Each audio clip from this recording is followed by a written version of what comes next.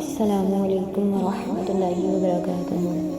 اعوذ باللہ من الشیطان الرجیم، بسم اللہ الرحمن الرحیم، رب اشرح لی صدری ویسر لی امری واحلل عقدۃ من لسانی یفقهوا قولی، رب یسر ولا تعسر وتمم بالخیر، رب زدنی علما، رب زدنی علما، رب زدنی علما، اللهم إني نسألك علما نافعا ورزقا طيبا وعملا متقبلا۔ الحمدللہ ثم الحمدللہ۔ آج کے لیکچر میں ہم دیکھیں گے دن اور رات کی نفل نمازیں۔ فرائض سے پہلے اور بعد کی سنت نماز۔ ارشاد نبی صلی اللہ علیہ وآلہ وسلم ہے، کوئی بھی مسلمان بندہ جب ہر دن 12 رکعت نماز نفل اللہ کی رضا کے لیے پڑھتا ہے تو اللہ تعالیٰ اس کے لیے جنت میں ایک گھر بنا دیتا ہے، اور یہ 12 رکعت درجہ ذیل ہیں، 4 ظہر سے پہلے اور 2 اس کے بعد، 2 مغرب کے بعد اور پھر 2 عشاء کے بعد اور 2 فجر سے پہلے۔ کیا ہم سب کو جنت میں اپنا گھر بنانا پسند نہیں ہے؟ اگر ہے تو نبی اکرم صلی اللہ علیہ وسلم کی مذکورہ وصیت پہ عمل کریں۔ اللہ ہمیں توفیق دے کہ ہم اس پہ عمل کریں اور دن اور رات میں 12 رکعت نفل نماز ادا کریں۔ چاشت کی نماز، جس کا ایک بہت بڑا فائدہ یہ ہوتا ہے کہ یہ 360 صدقوں کی برابر ہوتی ہے، سبحان اللہ۔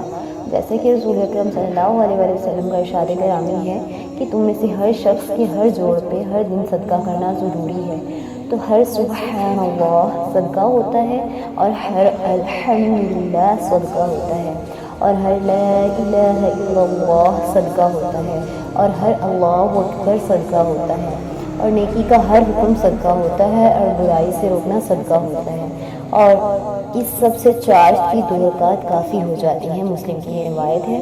اور یہ بات معلوم ہے کہ انسان کے جسم میں 360 جوڑ ہوتے ہیں، تو ہر جوڑ کی طرف سے ہر روز کم از کم ایک صدقہ شکرانہ کے طور پہ کرنا ضروری ہوتا ہے۔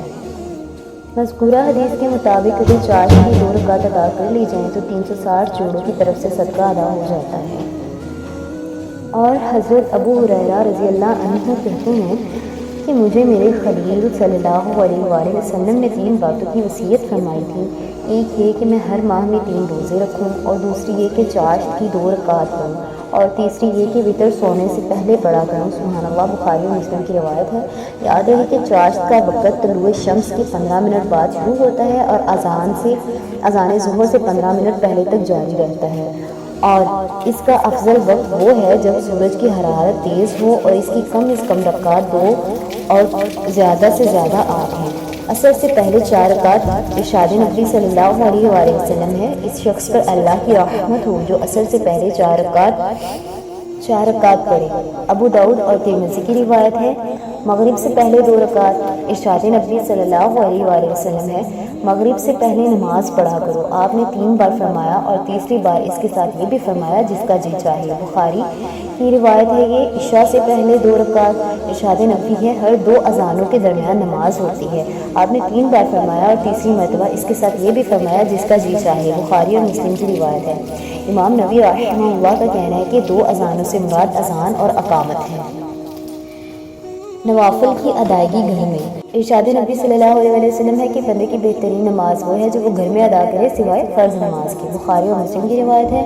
نیز فرمایا کسی شخص کی ایک نفل نماز جسے وہ ایسی جگہ ادا کرے جہاں اسے لوگ نہ دیکھ سکتے ہوں، ان 25 نمازوں کی برابر ہوتی ہے جنہیں وہ لوگوں کے سامنے ادا کرے۔ ابو یعلا البانی رحمہ اللہ نے اسے صحیح کہا ہے۔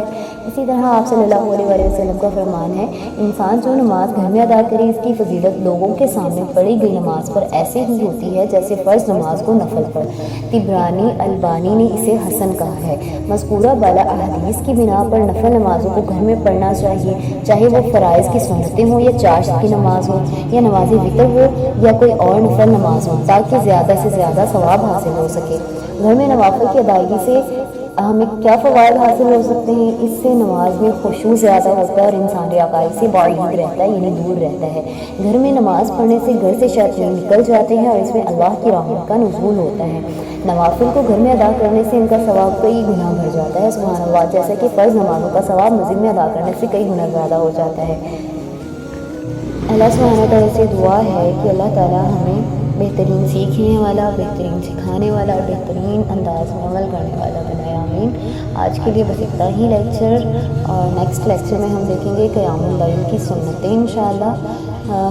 اب دعا پڑھ لیتے ہیں۔ سبحانک اللہم وبحمدک نشہد ان لا الہ الا انت نستغفرک ونتوب الیک۔